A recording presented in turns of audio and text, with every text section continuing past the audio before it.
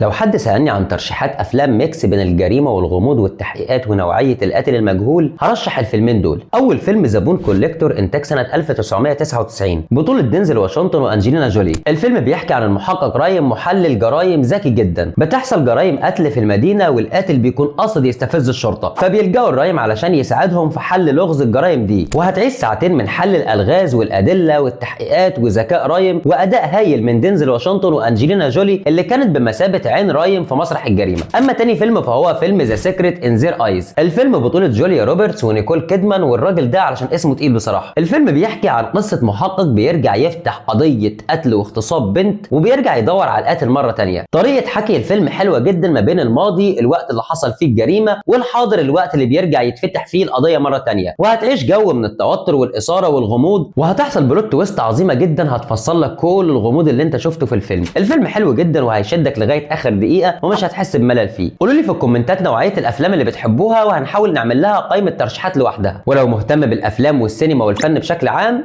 اعمل لي متابعه. اشوفكم بخير.